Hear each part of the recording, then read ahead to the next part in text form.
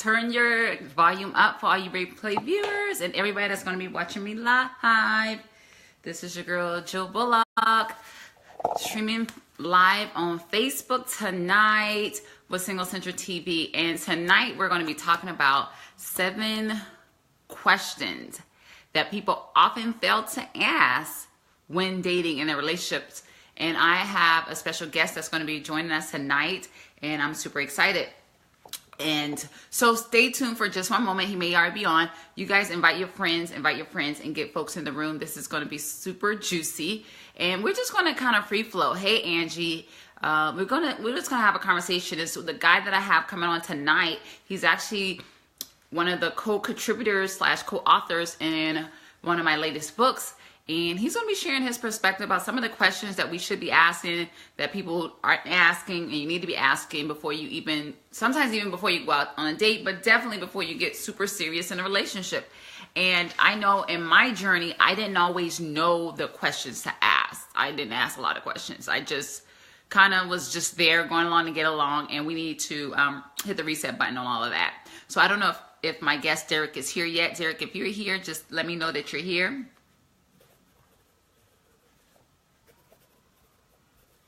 And as you do that, as you guys come in, do me a favor.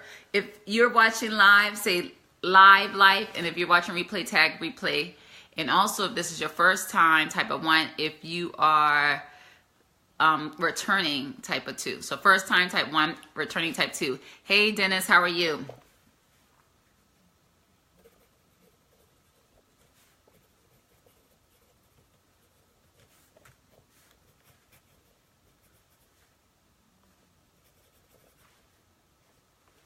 Oh, maybe he's here. Oh, he's here. What up?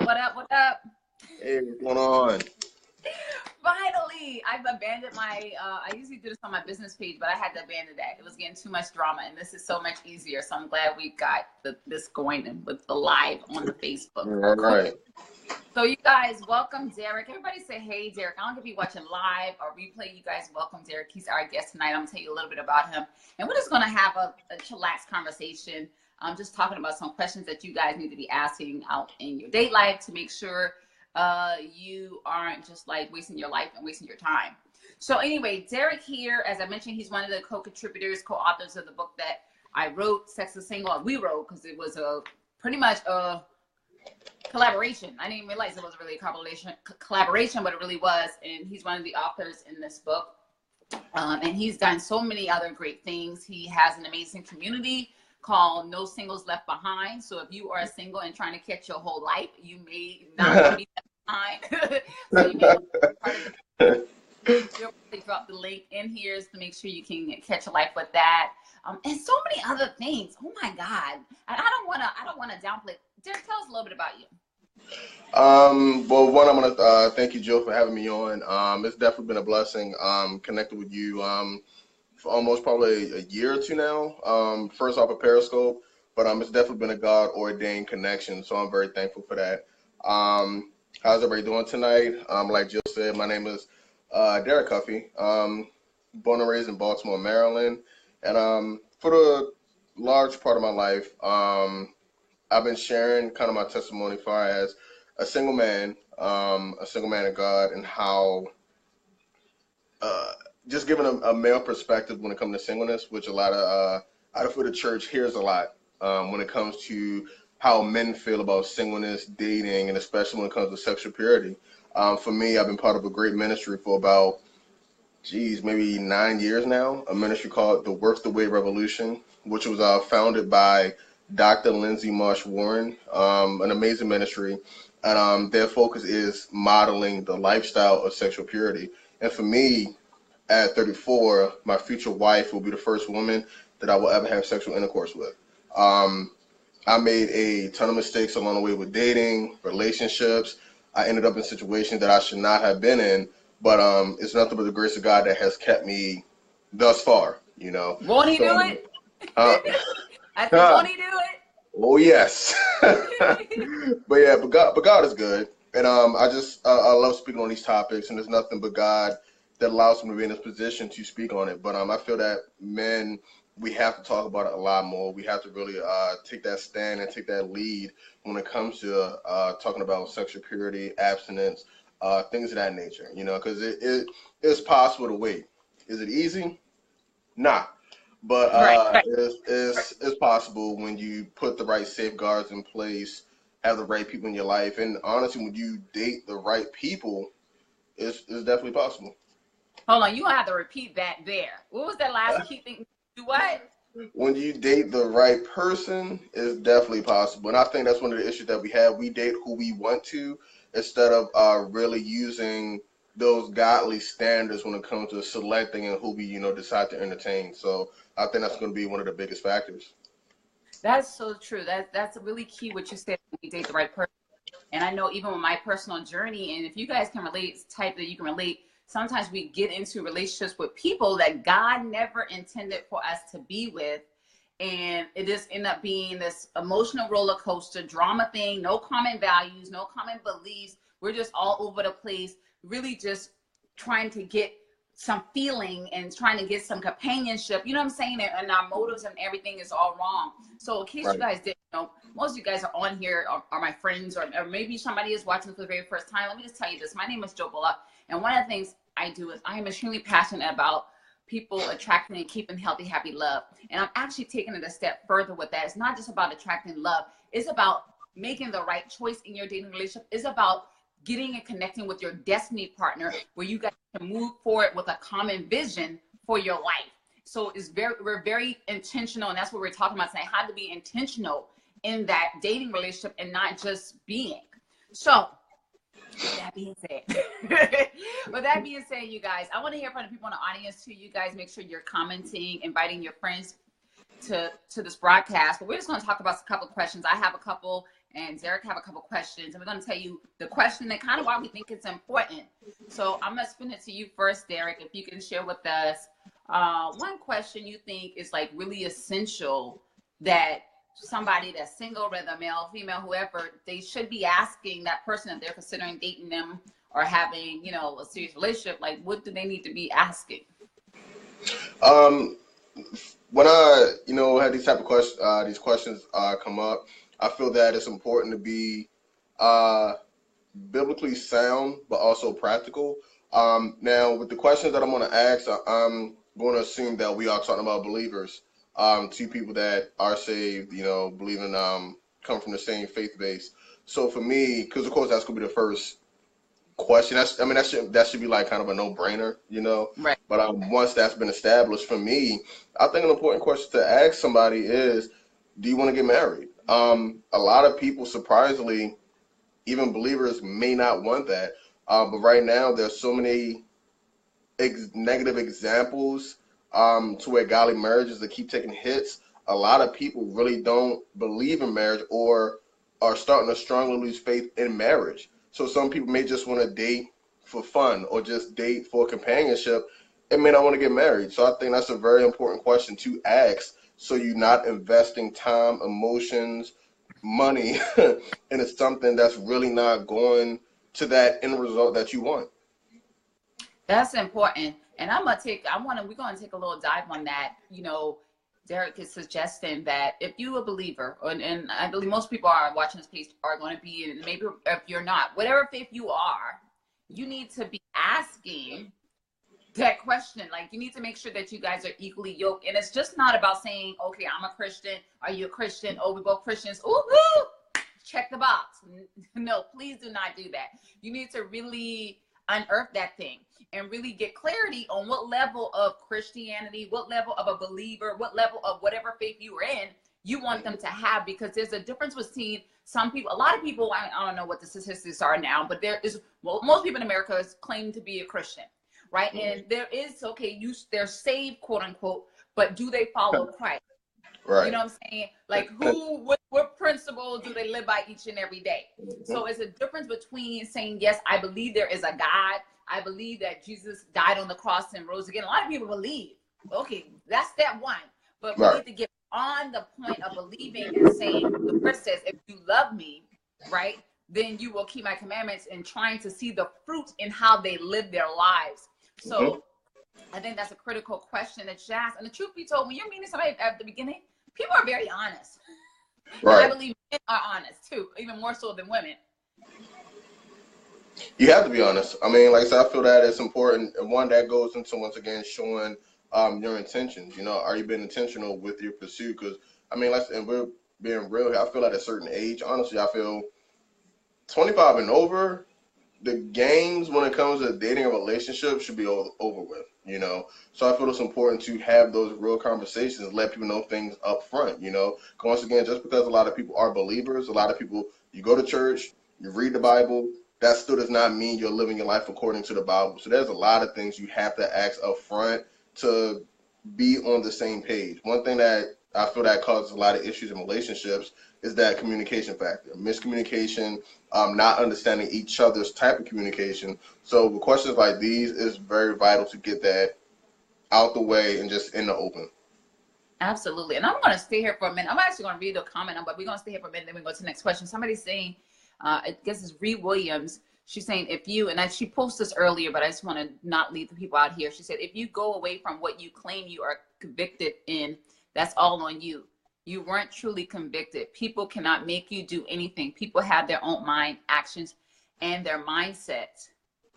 So that's, I will let you marinate on that. You can comment on that. I would say, do you want to take that or you want me to take that? I'm trying to make sure I understand the question, but I mean, I understand what she's saying because we do all have free will. You know, we do have free will. Like I said, nobody makes us do anything. I feel that you have certain situations where you do have those oops moments, but then you have those situations where it's just like you didn't care. Your flesh is just like, I want it, I'm gonna get it. It happened, you know. So I definitely understand what she's saying, you know. You know, if you go away from what you claim you're convicted in, that's on you. Yeah, and I feel that everybody's conviction level will be different, especially when it comes to, some people may look at certain levels of affection in a relationship differently than others. Like some people will look at kissing as like, no, I can't do that at all. But somebody else may be like, okay, I'm cool with that. So everybody's conviction level and maturity will also play a role in some of the actions they may do when it comes to dating and while in a relationship. Absolutely. And I'm going to just say this because although I know. Oh, what's the oops moment? Okay. Like, okay. For example, if I am making out with my girlfriend and things go a little too far, that wasn't intended to. Because if you want sex and you set out for that, you're going to do it. It's not like it is what it is. You're going to do it. But for some people that may be trying to really maintain, and if you're just, you know, very affectionate, you're making out, you may have went over, you know, your significant other house to watch a movie, you stayed up a little too late, and if one thing led to another unintentionally, that could have been just one of those.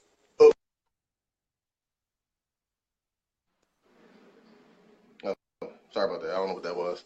Oh, maybe somebody's trying to call you, but I think I got you say, and pretty much I think we caught what you were saying is like you go over to your significant other house, one thing leads to another, and you kind of go further than you planned. So it's not like premeditated. There you go. Yep. And I'm just going to make this disclaimer because regardless if you believe the BIBLE, I was just saying this to myself in the car, you know, we subscribe to those principles and you don't have to be quote unquote a believer to believe those principles, but they are the best principles to live by in life and we find them to be true, period. So I believe, you know, I'll just leave it at that. I'll leave it at that. So with that being said, another principle that we live by is that we don't tempt one another.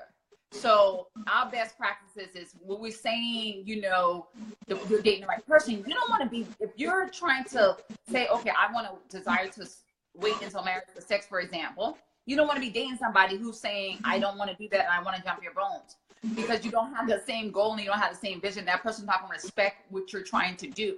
So that is, it gets beyond a biblical thing. And now you're talking about a human thing where you're not respecting my boundaries, where you're not respecting the human and what I'm asking you to do. So, it matters regardless, because regardless if you're trying to save yourself from marriage or not, you still should have some type of boundaries and standards of how you date. It shouldn't just be willy-nilly and just whatever happens. If that's how you're dating, you need to hang out with us a lot more.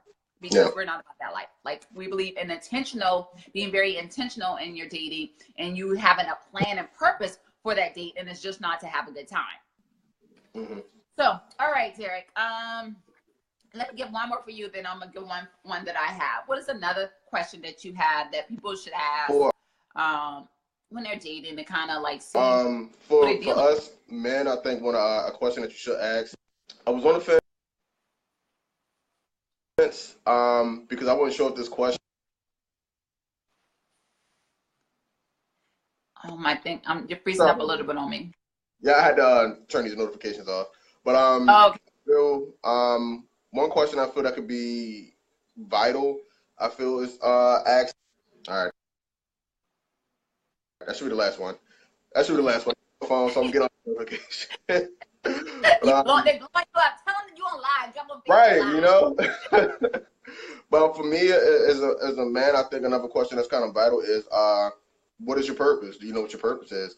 And some people may look at that as a little deep, but I feel for me as a man, that's kind of important because a man of God that's really walking in what he's meant to do. When our wives come into our life, they're meant to aid in that. They're meant to help elevate us in what God has brought us on this earth to do. So having the idea that, I think is kind of important, and not just to be super deep or spiritual, but even as a single woman, have you just been waiting your whole time just for a date or waiting for your husband? While single, are you actually knowing who you are in God while you're being single? The Bible talks about a single woman affairs of God, but a married woman affairs of a husband. So while you're waiting and being single, do you know your purpose? What have you been doing with this time? Have you been active in the kingdom? So I think for me, that kind of gives the idea of, okay, are they just saying they love God and they really have this relationship with him, or like, are they really like about that life? About that God life. Oh, yeah, exactly. And living intentionally. I think that's really good. And I believe women should be asking men that too. Because the truth be told, I share this every now and again. As a married woman, even, I spend more time working in my purpose than I do with my husband. I mean, we spend a lot of time under the same roof, but that spending time under the same roof and spending time together is two different things, and we don't equate them to be equal. You know what I'm saying? Yeah, we can kind of be, okay, I know my hubby in there doing his thing, I'm in here but doing my thing. So even now, I still spend a great amount of time on my purpose. And if I didn't have a purpose, I would be a bitter and frustrated wife. I would be a bitter and frustrated wife. So it's really important that you have that individuality, and you have taken some time to master your individuality and figure out what in the world am I created to do.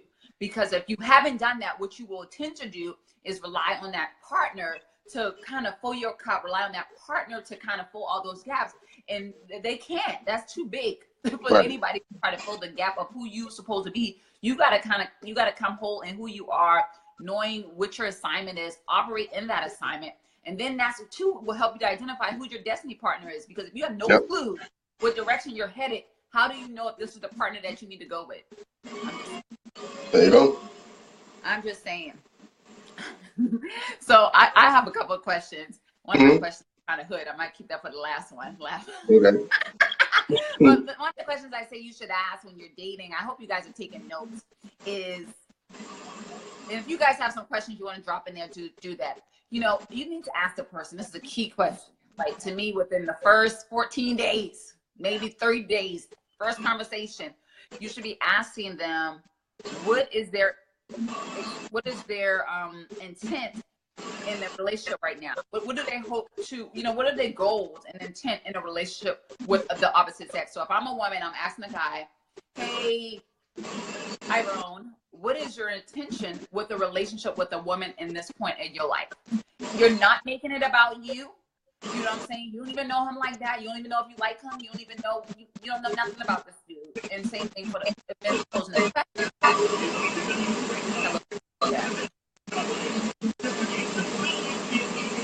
Can you guys hear me clearly? I feel like we're getting feedback. I hear you pretty good. Okay, great. Okay, so that's the question I would ask. And that question is very vital. And there, what you're trying to see is, are they intent to just do Netflix and chill? They don't have any direction. They just got out of a relationship. They're still married, but now they're separated. you get an idea of where they want. And like I said, I appreciate men. You know, a lot of times we get men a hard time, but I appreciate men because they are often honest, and they'll tell you, girl, I'm just chilling. Right. Can we Netflix and chill? I'm just looking for a home girl. I'm just looking for somebody to kick it with. And those kind of conversations, he's not looking for a serious relationship. A man that's looking for a serious relationship, and I asked my husband this question, he told me in this point in his life, he's looking for somebody to settle down with. And then my next question was, y'all can go ahead and take this one to the bank too. So, okay, if you're looking for someone to settle down with, and I actually told my husband, he looked like a good catch, and everything I knew about him, he seemed like he was a good catch. I'm like, well, how are you still on the market? I mean, I'm just curious. I just need to know, like, what's going on with you? You know what I mean? What you been doing for the last 30 years? So he answered it. And he said, I was moving and traveling a lot. And I knew that I wasn't going to be in one place at one time. And I didn't want to do the long distance thing. Some people do. For him, he didn't want to do that. So he said he figured when he got into a place, he would settle. Then he would go on his search to find his good thing. And that's what he did. And I think those are two actually great questions. The first and then the second follow-on question that you can ask that really is going to be a game changer. Because y'all already know, I spent so many years of my life in bad relationships. You waste so much time. You waste so much energy. You miss opportunities. And as long as you have the wrong person you holding on to, the right person will never show up. Like they can show up, but they can't take a seat because the seat's already taken. But they just gonna, they're gonna have to move on. Yeah. So I have something from April saying, what is your intentions with the relationship at this point in your life? That's a question she wrote out. Somebody was saying, Reed Williams saying, my husband didn't know his purpose when I met him. It was not until we started to explore that together that his eyes were open. Yeah, and sometimes that happens, but you know what, Reed? The way Derrick and I work with singles, we help them to be very intentional. They're not meeting people by accident. They're not hoping and praying that things work out. They are being very intentional and very strategic and walking in God's best for their life. Yes, some people get in relationships and, you don't have all your I's dotted and your T's crossed and you just kind of hope and pray that things work out. And perhaps they do. That's not the way we coach. That mentor share with our people on how to me, why try to gamble? You can have a little better chance of certainty by planning. I believe you can choose whatever man you want. I think you got the choice from 0 to 10. If you want to work out, go for it. But if you have to get a 10 mate, why would you choose a 2? I'm just saying. I'm not saying your mate's a 2, but I'm just saying we want to show people to get the best for their life and be the most congruent in that relationship. Get a lot of feedback. I don't know why we get that.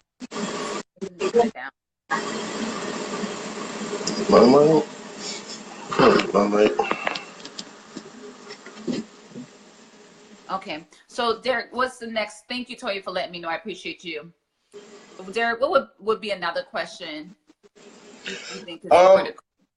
I would say a lot of relationships don't start with somebody in the same town. So I would say, say for somebody long distance, which I'm, in that scenario, I think asking, are you willing to relocate? Could be a big question. A lot of people may have a lot of roots in their hometown. They may have a very established career where they currently are. And I think that's important to know, would you be willing to relocate if things were to go any further? Because last thing you would want is putting about 3 to 6 months in and you start talking and you're like, well, I don't want to move. My family's here. I got this going. Why don't you move? And then the person be like, well, if you love me, why don't you move? So that could be a struggle for some people that's not really talked about early on, and really weighing the pros and cons of moving from one state to the next. That's good. And I want to add, and in addition to that, or as well as that, even if you're with somebody in the same state, you may still want to ask, where do they want to live? Yeah, that's true. Very true. Yep. You know what I'm saying? Because I have someone that was sharing this with me, and she asked me to share with other people because she's currently married and dealing with that. They were both in the same state, and now her husband wants to move. And it's a really issue because it's almost like I'm saying here, you move if you want. So that can imagine, and this is not like, okay, you're going to be like the next county over. They're talking about cross state lines. And that's, this is just, you got to really think about that and be intentional. Like if you're currently in um, Georgia, but you know that you only really was going to stay out there for a year and you want to move back to DC or you want to move to Cali, you need to really talk about that and see if they also have that same vision to make sure, again, you're not wasting your time. Or Lord forbid, even worse, you do get married and then you realize, oh, I want to move back to DC. I'm like, I ain't leaving Georgia. And people really, like, this is a big deal, like, because where you live, it's like it creates your culture, it creates your environment, it creates a lifestyle. And some people don't want to leave that lifestyle even for a mate. So you guys be honest, one, about what you want. Don't think you're going to try to compromise, because if you know your heart's been to move back someplace for a long time, don't think just because you got this new boo, you ain't going to want to do that. You're going to want to do that. You're probably going to suppress it for a bit, for a minute and a half, but you're still going to want to do that. You need to have that conversation to see if they're really open to it. Hey, just to touch on Ree and her question about, she said, my husband and I both believe in God. We never hoped and pray that things would work out. We have to be realistic and know that God is intentional. He does not call the qualified, but he qualified the called. People grow. I saw greatness in my husband. Now, I understand where you're coming from. Now, the part about somebody understanding that purpose, now say if you've been on a date and somebody did not know that purpose, that's okay. I understand that. I guess my thing is more leaning to, you don't want somebody that's spiritually lazy.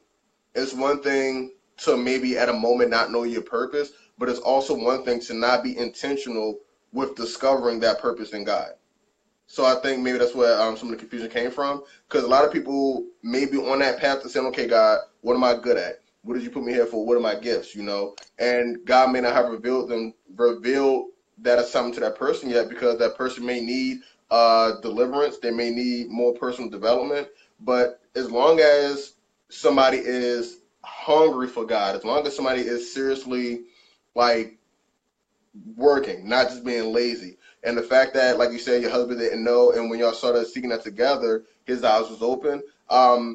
Once again, as a wife, for us men, that's what you help us with. You help us go to that next level. You help us really grow a little bit more with that shift in God when, you know, that favor and good thing comes in our life. So I understand what you're saying with that. As long as they're not spiritually lazy and not doing anything, all right, that's just, I think that's kind of that's kind of a red flag if somebody's spiritually lazy. Absolutely. And I would say people do grow, but we don't want people to try to change somebody and kind of go for, you know, we don't want you to get in caught up to try to change somebody to think you're going to make them be somebody they aren't, you know. And we're going to get off of this because I don't want to make it all about this conversation and you and your husband, but you know, that's you and your husband. That's one example. There's so many relationships, and I know Derrick and I have both been doing this for quite some time now, and we've seen a lot of different relationships on the married side and on people that's dating. And so we're looking at a plethora of things and not just looking at one couple that happened to made it. So anyway, let's move on to our next point. Thank you so much for your input.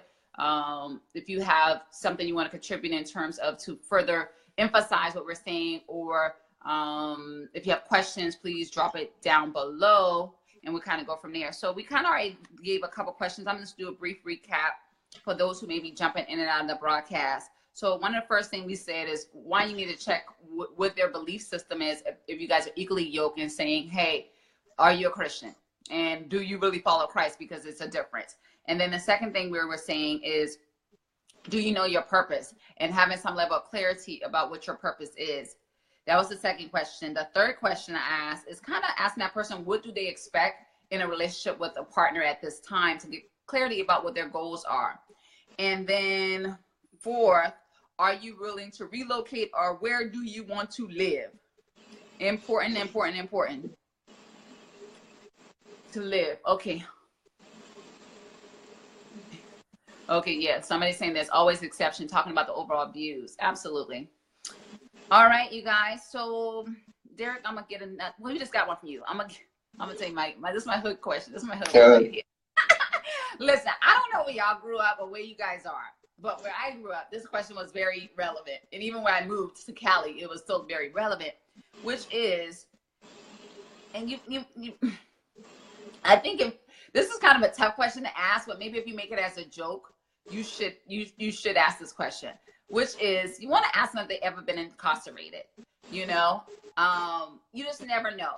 Even people that seems very corporate or high end. Listen, people getting, what is it called, a DI? What is it called when you get drunk and get DUI. Thank you. DUIs are real, and sometimes people get caught up on DUIs and all kind of things, you know. And you just never know. And even sometimes people have a funny childhood story. Like I have a funny childhood story about, you know, being locked up that people would never think. I was even like out of elementary school. So you just never know. And I don't think somebody would, like my husband so married me. I don't think somebody would not marry somebody if they got in trouble when they're like 9 years old. But one is good to kind of know and check that box. And if somebody tell you they have been incarcerated, whether in jail, in a holding cell, anything, you should ask them why. You should ask them why and not ignore that or downplay that, because this is important. I know, and you know, people are so quick, and they get on my nerve. Oh my God, Derrick, I know you can relate to this. People are always so quick. Why are you trying to judge people? Why are you trying to judge? We're not trying to judge. I ain't got no heaven. I ain't got no hell to put nobody in. But what we will do is we will make an educated assessment about who we're out with in these streets these days. And let's face it, marriage, divorce, I mean, the marriage rate right now, the divorce rate right now is over 50%. People are getting divorced in the church, outside the church, around the church. It doesn't matter. You know, infidelity is on a climb. It's on a rise. It's like so many things are going on. And I believe a big reason is because people don't marry the right partner from the beginning. People are just, you know, kind of not getting enough information about the person that's sitting next to them, and they get in a relationship, and a year later they still don't even know who they're dealing with until they get married, and all these things start to come up, and you're blindsided, and you're trying to figure out, well, how are we going to live? So we don't want that to be you. Man, people look, in their marriage and they making it, not making it, then God bless them. But that don't have to be your situation. I'm just saying.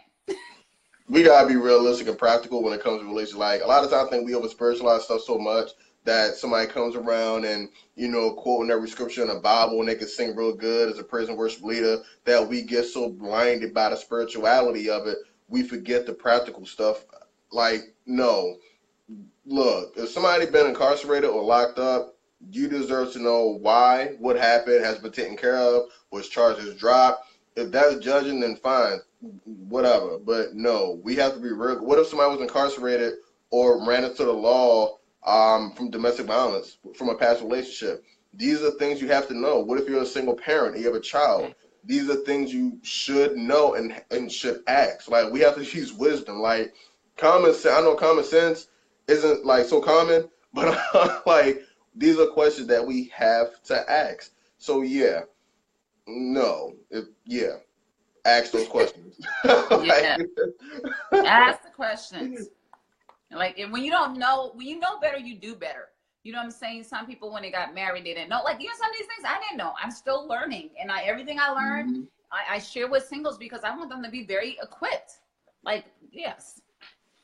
All right, we have some more people jump in. Welcome, you guys. So glad you guys are jumping on. All right, so what other juice we got for y'all? Derrick, you want to take a stab at another one? Yeah, I had a question, and like I said, this is kind of once again just the practical stuff that we really have to ask.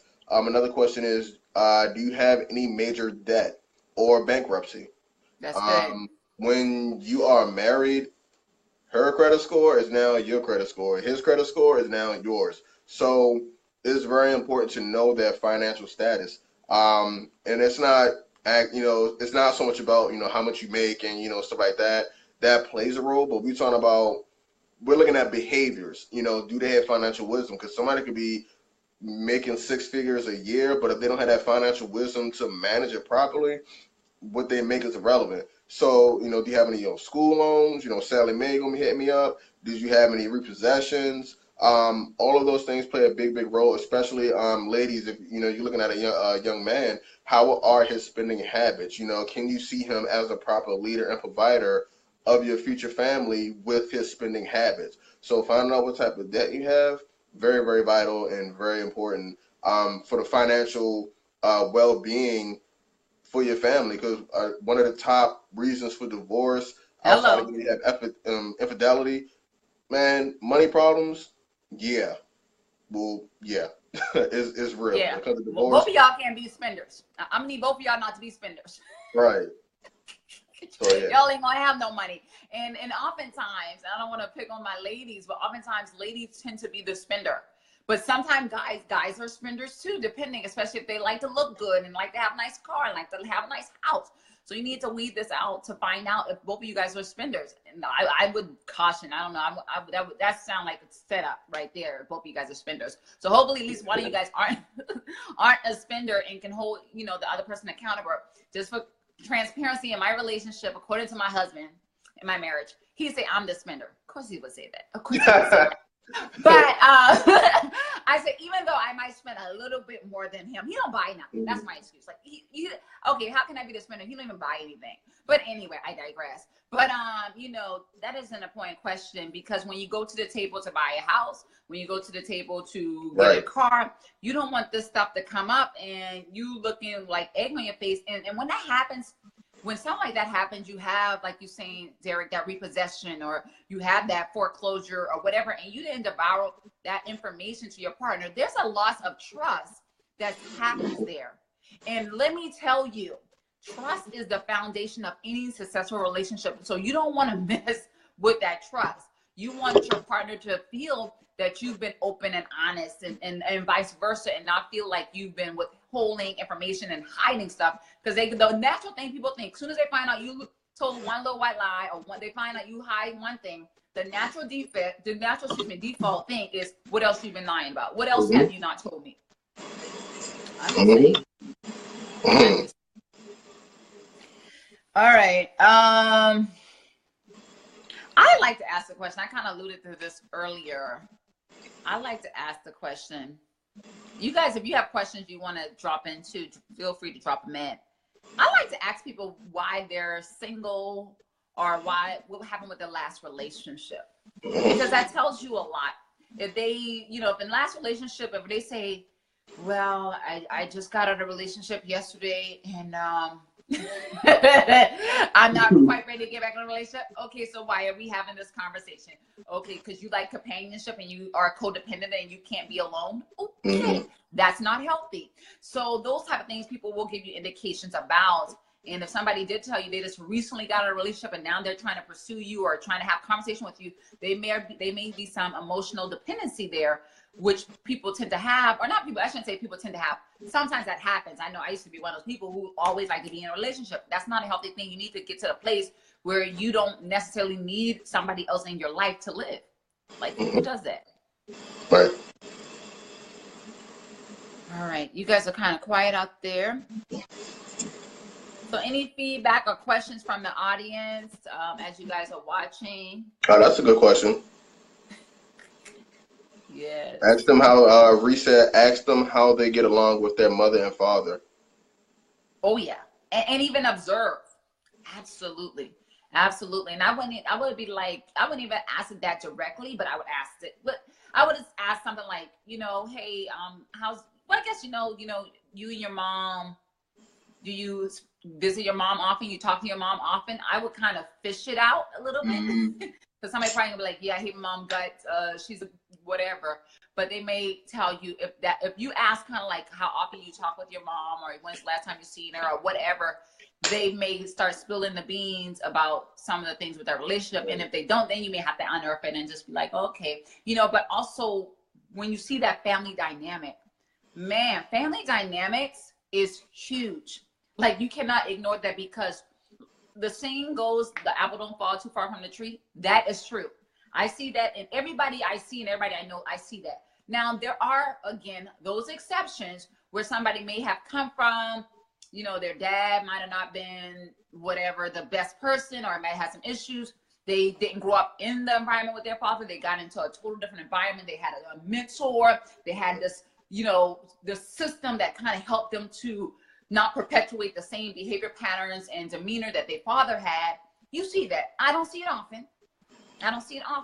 Because usually people tend to, even if it's just not through observation, through genetics, right? You tend to take on some characteristics of your family. I know I do. I take on characteristics of my mom, good and bad. You know what I'm saying? And my dad likewise. And I see that with my husband. He takes on attributes from both parents. So you don't want to ignore the things they have. And the struggles that they had, too. depending on what stage you guys are in the relationship or how you get to know the person, I would also want to know about different things that their parents have struggled with. This is really being honest. This is what it means to getting to know people. I don't know we want to be talking about. I don't know what people be talking about on the phone, but I know I don't even try to think about what I used to talk about on the phone. But sometimes it's not meaningful questions. I think maybe it's like fantasizing about what you want and how you want to live. I don't know what it is. Is it Sandra? I don't want to say her name incorrectly. That's Sandra, it. Mm-hmm. She says, what's one thing you learned from your previous relationships? Ooh, that's a full punch right there. Okay, I'm going to answer that. Okay. Thank you for joining. That's actually Derrick's lady. Welcome to the broadcast. So glad you're here. So she said one lesson. Oh my God. Let me count the ways. Let me see. What's the one lesson I've learned from my previous relationship? No, I'm trying to say something that's not too obvious. Well, I guess this is obvious, but I'm going to say it because people don't do it. And I'm going to see if I can think of something else. I always like to say, okay, I got it. Pay attention to not just what people say, but also what people do. Because sometimes people will say one thing, but their actions don't line up. And sometimes as women, we get so, oh, he said. You know, we get so caught up on what he said, and the actions don't always line up. But I would say you don't adopt that thing into your mind, body, soul until you see that thing. Right? My mom always say, believe none of what you hear and half of what you see. So let them prove themselves to you before you go all in with whatever. I can even remember my husband going to give me. I hope he got his headphones in so he's not hearing this right now. But when we were dating, he kept telling me, like, he was very transparent and telling me he wanted to marry me, you know, all of this, and he had me pick out ring and all of this. And I was like, I was tired of getting hurt. So I'm like, I ain't falling for the okie doke. Like, you're going to bring it all the way. And I ain't going to just be listening to what you're saying. You got to show me the money or show me the ring, show me the something. So after, I don't know, we probably have been dating over a year now. I felt like this was around, we had met in February, and I felt like this was maybe around that February, March time frame of the next year. And he kept telling me, oh, we're going to get married, or he just kind of was the same way in the whole wifey thing. So I drew a ring for him, and I wrote date, and I said equals marriage. You know what I mean? So I know he thought it was so funny, but that's what I told him. I said, you know, you keep talking about that, and that's really cute, but really when you talk about you want to marry somebody, usually there's a ring involved, and usually there's a date involved, and that constitutes the engagement, and then you go from there. Some would say I was kind of harsh on him, but I just wanted to be transparent, and I didn't want to just believe what he was saying, because I, especially coming from a history of dating guys that cheated, lied, and made a lot of empty promises, I needed something more than your words. I needed you to validate that through the actions that you were taking. And he did do that. He came to see me. I met his mom. And sometimes the steps may be progressive. So don't just y'all been dating 2 days, even dating, let's just say 6 months or whatever. And he said this, but his timeline may be different. And you may want to tap into what that timeline is so you can put it into perspective. And so you're not thinking that this is going to happen next week and he's thinking next year. So just like I said, that communication thing is, communication is really key. My big takeaway is listen to what he says, but also listen to what you see. Somebody's saying.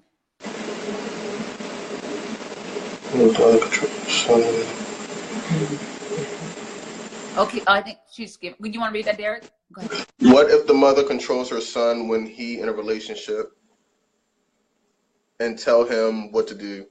So basically, she's talking about a mama's boy. You mean take that, or you want to take that? I mean, well, we know the Bible talks about, when a man and a woman joins, you just cleave to each other. I feel it will be a point to where a man has to respectfully kind of put his foot down and grow up. Especially if you're living on your own, you have your own. If you're living in your mom's basement, that's you're under her roof. So that's another story. But if you're a Right, right. grown man, you're out on your own, and you with somebody that you know that's your guy. I've had people in situations that talk to me about it. The mom may not feel the young lady that he's seeing. He's trying to she's still trying to control her son. Um, I feel there's a way you can respectfully let your parents, your mother know that you're grown and this is a decision that you're going to stand by, especially if it's not um, a legit reason. But if your mom is still controlling that young man and it's affecting your relationship, a conversation is going to have to be had, because if the mother is doing that while you guys are in a relationship, in marriage, it's going to be worse. Yeah, that's a tough situation. You got to definitely proceed with caution with that and decide if that's what you want, because that may never change. It may, but it may not. So I like to encourage people to position yourself with what you see right now, what you're experiencing right now. One of the best advice my mom gave me was, she said the best time when you're courting somebody, somebody's courting you, is a time before you get married. Think of that as like the high. You might go higher later, no guarantee, but if that was the highest it got, if that's the best that it's ever going to be, could you live with that status quo? If the answer is no, I'm hoping and praying that he change. That's nah. Yeah, leave and cleave. Come on, let's move. You can't. That's Somebody not. He got to man up and not. somebody asked, cleaving is a process, right? Cleaving is a process. When it comes to me cleaving to my wife, that's a learning process that's going to, like, when you get married, you're going to be learning about your spouse every day for the rest of your life. So me cleaving to my wife, being one, that will be a daily process. But far as me cleaving to my wife and her being first, meaning that if my mother is still trying to control me and still look at me as her little baby and stuff like that, it's a separation process that's going to have to take place, because biblically, when I get married, my wife is my first priority. So once again, that goes into that respectful dialogue with your parents to let them know, okay, you can't either talk to me like that, you can't treat me in that way. But the son, they're gonna have to recognize that as well. But cleaving, that is a daily process. But once I get married, that's really not a process. That's kind of like said and done. Absolutely. Absolutely. I think the leaving part shouldn't be a process. Like if they're struggling to leave the nest and still seems way too weird connect to their mom, and like Derrick says, they struggle with the priority and feel like they kind of have to take instructions from their mom, and mom being overly involved, that can be very much of a problem. Very much of a problem. And to me, that sounds like a stop sign. And if you see that, you really need to say, am I really trying to set myself up for this? And then that's also saying, anybody is experiencing that, I may have somebody they can chat with who dealt with that for the first 5 or 10 years of their marriage, and it almost took their marriage out. It didn't, but it almost did. To me, with all the odds against you for divorce and with marriages, I don't like to go in with no high risk issues. Like, we already know this is a big problem and we're going to do this anyway. Not a good idea. Not a good idea. So somebody else made another question. Reed says, ask them how they handle change and adversity. Are they thinkers or hit-headed reactor? Probably hot-headed. She was a hot-headed. Oh, okay, thank you. Hot-headed reactors. I think that's good. And you also see, what are you thinking there? I think that's a good question to ask, but I also like to see people. Yeah, that's something you got to see. Yeah. I don't think they're that honest about that one. Yeah, I could say in a calm moment, yeah, I'm calm, cool, and collected. I could take care of that situation, this and that. Then the situation comes across, and I'm pulling my chin hairs out. It's like, but you said one thing, and now you're doing another thing. So it's with situations like that, it's observation, taking mental notes. Absolutely. So thank you so much for the pointer. And I would say, rather than a question, we're going to encourage people to do it via observation. Don't be so predictable. Also, like, don't always just go along with whatever, you know what I'm saying? Don't just always, if sometimes disagree, which is sometimes disagree. Sometimes, you know, make sure you're inserting your position about the things you want to do, and make sure that you don't always have to be doing what they want you to do for everything to work out. How do they respond when you're not available? How do they respond when you don't want to go to the movies for the 8th time and you want to go somewhere else? Like, just kind of see that. And even how do they handle things in their life? Because sometimes people show you who they are too when it comes to tragedy in their lives, deaths and things like this. Because one of my big thing is you want to date somebody that's emotionally stable. If somebody struggles with that, they usually struggle with loss. Loss is difficult for everybody. But if they feel like they about to lose their life because somebody passed away, that's an indication that they have some emotional instabilities and maybe even mental instabilities that can be a very serious problem. So take all of that in stride and strive and, you know, make an assessment about that person. Because if, like I said, they're about to go in depression because somebody passed away, that's a big problem. That Sheena, I think this is piggybacking off of the question about the boy, the gentleman being controlled by his mother. She said it's sad. He lives with his mother, makes good money. She tells him when they come in the house, she takes the phone from him and hang up the phone on me. And she never met me, and he don't say anything. In your 50s, a man acts like that. Okay. One, the fact that if she is coming off in that nature, which is kind of disrespectful, and he isn't saying anything about that, there are a lot of there's some red flags here. One that showed one if he's in his 50s and he's still living under that dynamic, that's a big red flag. I mean, and the fact that he's not standing up for you, because once again, if let's say hypothetically, if you were to get married, if he's not standing up for you right now as a significant other, he's not going to stand up for you as his wife.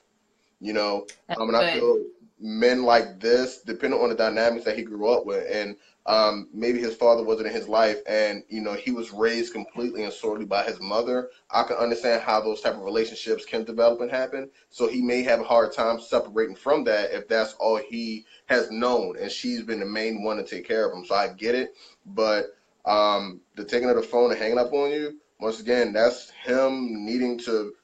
He's a whole grown man in his 50s. So if he's in his 50s and has this habit already, that can kind of be a hard habit to break. So you may have to have either a conversation or you may have to reevaluate some things. Because in his 50s and still doing that, I don't know, sis. Right. That's not a good sign at all. And that's like, yeah.